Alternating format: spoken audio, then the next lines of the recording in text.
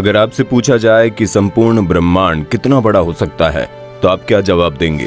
अगर आपसे पूछा जाए संपूर्ण ब्रह्मांड की यात्रा करने में आपको कितना समय लग सकता है, चलिए इसका जवाब हम दे देते हैं। मान लीजिए अगर आप एक बंदूक की गोली की रफ्तार से इस संपूर्ण ब्रह्मांड की यात्रा करने निकलेंगे तो अपने पूरे जीवन काल में संपूर्ण ब्रह्मांड के महज 0.000001% हिस्से तक भी नहीं पहुंच पाएंगे, वो भी बंदूक की गोली की रफ्तार से। अब तो आप समझ गए होंगे कि ब्रह्मांड असीम है, अनंत है, जिसका छोर आज भी इंसानों के लिए एक रहस्य बना हुआ है। हमारी पृथ्वी इस ब्रह्मांड में ठीक उसी तरह मौजूद है जिस तरह एक बड़े महासागर में पानी की कोई बूंद मौजूद होती है। जी हाँ, महासागर में बस पानी की एक बूंद। आपने कभी न कभी गौर करके आसमान को जरूर देखा होगा। रात के समय में आसमान में अनगिनत तारे टिमटिमाते हुए दिखाई देते हैं। ब्रह्मांड में न जाने कितनी गैलेक्सीज मौजूद होंगी और उन्हीं में से एक गैलेक्सी का नाम है आकाश गंगा। और इसी आकाश गंगा में किसी धूल के कण की तरह मौजूद है हमारी पृथ्वी, जिसमें हम रहते हैं। रात में हमें जो तारे दिखाई देते हैं वो इस जगह के तारे होते हैं। बहुत विशाल है हमारी आकाश गंगा। दोस्तों, इस समय दुनिया में ऐसी कोई टेक्नोलॉजी मौजूद नहीं जो हमें पूरे ब्रह्मांड की यात्रा करा सके, लेकिन आज के इस वीडियो में हम आपको घर बैठे बैठे संपूर्ण ब्रह्मांड की यात्रा कराने वाले हैं।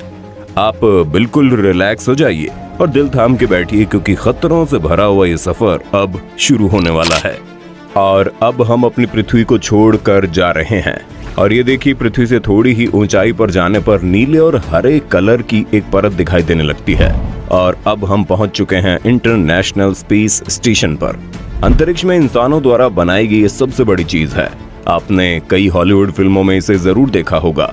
अंतरिक्ष में जब कभी भी किसी रॉकेट या उपग्रह को इमरजेंसी मदद की जरूरत पड़ती है तो इंटरनेशनल स्पेस स्टेशन इसे फ्यूल और अन्य चीजें मुहैया करवाता है। आपको ये जानकर हैरानी होगी कि इंटरनेशनल स्पेस स्टेशन 27,580 किलोमीटर प्रति घंटे की रफ्तार से पृथ्वी के चक्कर काट रहा है और ये पृथ्वी की सतह से लगभग 400 किलोमीटर ऊंचाई पर घूम रहा है। हम आपको बता दें, पूरे 24 घंटे में ये पृथ्वी के 16 चक्कर पूरे कर लेता है। इंटरनेशनल स्पेस स्टेशन से थोड़ा और ऊपर जाने पर हमें बहुत सारे सैटेलाइट का जाल दिखाई देता है। यहाँ इंसानों द्वारा बनाए गए हजारों सैटेलाइट पृथ्वी की परिक्रमा कर रहे हैं। आप भली भांति जानते हैं कि सैटेलाइट की मदद से ही हम लोग मोबाइल, टीवी, रेडियो आदि सुन पाते हैं। और अब हम पहुंचने वाले हैं चांद पर।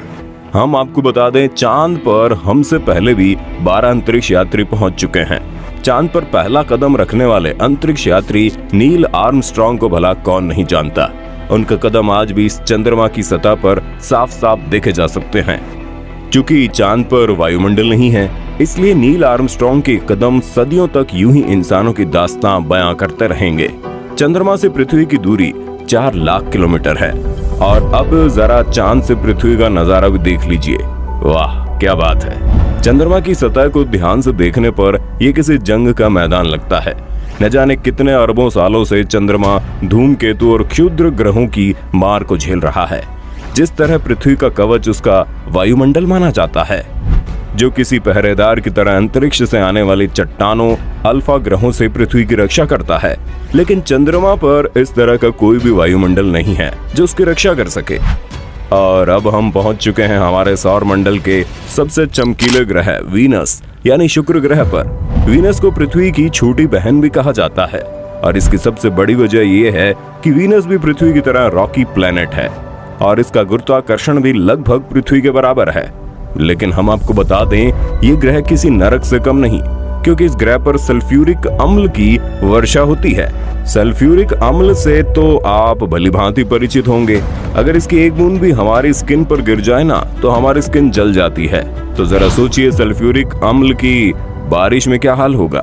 वीनस ग्रह पर सूरज की रोशनी भारी मात्रा में आती है लेकिन वापस नहीं जा पाती, इसलिए इस ग्रह का तापमान लगभग 470 डिग्री सेल्सियस होता है। और यही कारण है कि वीनस ग्रह पर सबसे ज्यादा ज्वालामुखी पाए जाते हैं। वीनस प्लैनेट से आगे अब हम बुध ग्रह पर पहुंच चुके हैं। गौर से देखने पर इसकी सतह भी चंद्रमा की तरह दिखाई देती है। ये ग्रह सूर्य के सबसे निकट पाया जाता है, इसलिए दिन के समय इसका तापमान 400 डिग्री सेल्सियस से भी ज्यादा हो जाता है। लेकिन आपको जानकर हैरानी होगी कि रात के समय बुध ग्रह पर तापमान -170 डिग्री सेल्सियस पहुंच जाता है। ये वाकई हैरान करने वाला है। दिन और रात के टेम्परेचर में इतना ज्यादा फर्क शायद ही किसी ग्रह में पाया जाता है। चलिए अब आगे बढ़ते हैं और अब हम पहुंच चुके हैं अपनी पृथ्वी के आधार यानी सूरज पर, क्योंकि सूरज के बिना जीवन की कल्पना कर पाना असंभव है। पृथ्वी से सूरज की दूरी तकरीबन 150 मिलियन किलोमीटर है। भले ही पृथ्वी से देखने पर सूर्य हमें एक फुटबॉल के बराबर दिखाई देता है, लेकिन ये इतना बड़ा है कि इसमें जाने कितनी पृथ्वियां समा सकती है। सूर्य की ग्रेविटी इतनी ज्यादा है कि पूरे सोलर सिस्टम को कंट्रोल कर रही है। सूरज के आसपास आज तक कोई नहीं पहुंच पाया, क्योंकि इसके अंदर इतनी गर्मी है कि ये कायनात की किसी भी चीज को महज कुछ ही माइक्रो सेकंड्स में पिघलाकर पानी कर सकता है। अपनी यात्रा को आगे बढ़ाते हुए हम पहुंच चुके हैं अब पृथ्वी के सबसे निकटतम ग्रह यानी मंगल ग्रह पर। मंगल ग्रह की मिट्टी लाल रंग की है, इसलिए इसे लाल ग्रह भी कहते हैं। पृथ्वी के बाद अगर किसी ग्रह पर जीवन की कल्पना की जा सकती है तो वो मंगल ग्रह ही है। वैज्ञानिकों का कहना है कि मंगल ग्रह हमारा पास्ट है और कहीं न कहीं निकटतम भविष्य में मंगल ग्रह पर जीवन की कल्पना की जा सकती है। कई वैज्ञानिकों का मानना है कि अतीत में मंगल ग्रह पर भी हमारी पृथ्वी की तरह समुद्र, नदियां और झील, झरने हुआ करते थे। बहुत सारे वैज्ञानिकों ने मंगल ग्रह पर डेरा डालकर रखा है और वो लगातार रिसर्च कर रहे हैं ताकि निकट भविष्य में मंगल ग्रह पर बस्तियां बसाई जा सकें। मंगल ग्रह से जाने से पहले हमें ओलंपस पर्वत को जरूर देखना चाहिए। ओलंपस पर्वत ज्वालामुखी से बना हुआ एक प्राचीन और हमारे सोलर सिस्टम का सबसे ऊंचा पर्वत है। इसकी ऊंचाई 25 किलोमीटर से भी ज्यादा है, जो हमारी पृथ्वी के माउंट एवरेस्ट से करीब 3 गुना ज्यादा ऊंची है। जिस तरह पृथ्वी से आसमान के तारे दिखाई देते हैं, ठीक उसी तरह मंगल ग्रह से हमारी पृथ्वी तक एक छोटे बिंदु की तरह दिखाई देती है। और अब आप थोड़ा सावधान हो जाइए, क्योंकि अब हम मंगल और बृहस्पति के बीच पाए जाने वाले क्षुद्र ग्रहों के बीच पहुंच चुके हैं। और ये है हमारे सोलर सिस्टम का सबसे बड़ा ग्रह जुपिटर। और ये जुपिटर की सतह पर पाया जाने वाला धब्बा लाल कलर का, जो हमारी पृथ्वी से 3 गुना ज्यादा बड़ा है। और अब हम पहुंच चुके हैं सौरमंडल के सबसे खूबसूरत ग्रह शनि पर। इसके चारों ओर रिंग जैसी आकृति का ये वलय वाकई में देखने लायक है। आपको ये जानकर हैरानी होगी कि शनि ग्रह के छल्ले उसकी सतह से लाखों किलोमीटर ऊपर तक फैले हुए हैं। यूरेनस और नेपच्यून को पार करने के बाद और प्लूटो से गुजरते हुए अब हम अपने सोलर सिस्टम से बाहर इंटरस्टेलर स्पेस में प्रवेश कर चुके हैं। यहाँ हमारी मुलाकात होती है वॉयागर 1 स्पेसक्राफ्ट से। ये एकमात्र क्राफ्ट है जो इंसानों द्वारा बनाई गई सबसे दूर मौजूद चीज है। इस समय पृथ्वी से 19 अरब किलोमीटर दूर पहुंच चुका है। अपने इस रोमांचकारी यात्रा में हम इतने आगे आ चुके हैं कि यहाँ से हमारी पृथ्वी आंखों से ओझल हो गई है और सूर्य किसी बिंदु की तरह दिखाई दे रहा है। लेकिन अभी भी इतनी दूरी पर सूर्य की ग्रेविटी महसूस की जा सकती है।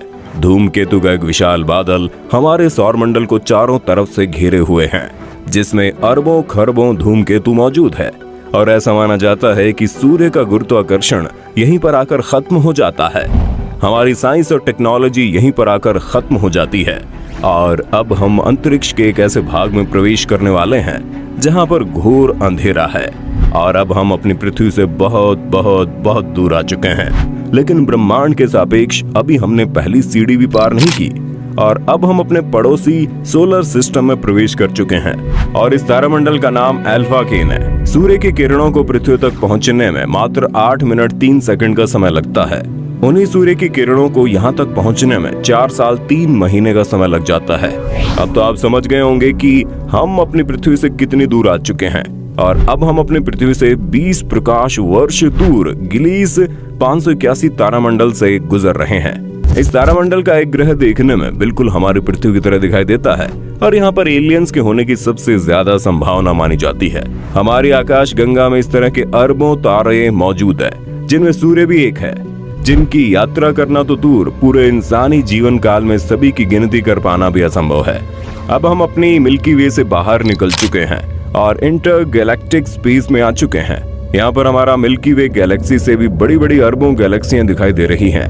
अरबों गैलेक्सियों के इस झुंड को लोकल ग्रुप के नाम से जाना जाता है। और अब हमें दिखाई दे रहा है विर्गो सुपर क्लस्टर, जिसमें सैकड़ों लोकल ग्रुप शामिल है। वर्गो सुपर क्लस्टर 110 मिलियन प्रकाश वर्ष में फैला हुआ है। 110 मिलियन प्रकाश वर्ष, जरा सोच समझकर काउंट करना दोस्तों। अपनी यात्रा को और आगे बढ़ाने पर हमें वर्गो सुपर क्लस्टर जैसे अनगिनत सुपर क्लस्टर दिखाई दे रहे हैं और इस समूह को नाम दिया गया है लैनियाकिया सुपर क्लस्टर। हमारी यात्रा भी तो शुरू हुई है और आगे बढ़ने पर लैनियाकी सुपर क्लस्टर जैसे अरबों सुपर क्लस्टर दिखाई दे रहे हैं।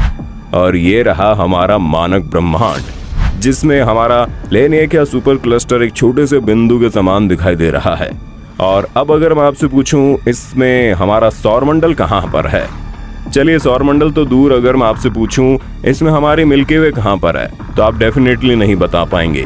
और ये हमारा अनुमानित ब्रह्मांड है। कई वैज्ञानिकों का कहना है कि हमारे ब्रह्मांड के अलावा और भी कई अनंत ब्रह्मांड हो सकते हैं जिनका आज तक हमें कोई अंदाजा नहीं। तो दोस्तों ये थी हमारी यहाँ तक की अंतरिक्ष यात्रा। अब आप में से कई लोग सोच रहे होंगे यहाँ से वापस घर जाने का रास्ता कौन बताएगा, तो हम आपको बता दें यहाँ तक आने के बाद वापस घर जाना नामुमकिन है। तो दोस्तों आज की वीडियो में बस इतना ही। आपको ये अंतरिक्ष यात्रा कैसी लगी कमेंट करके बताइए।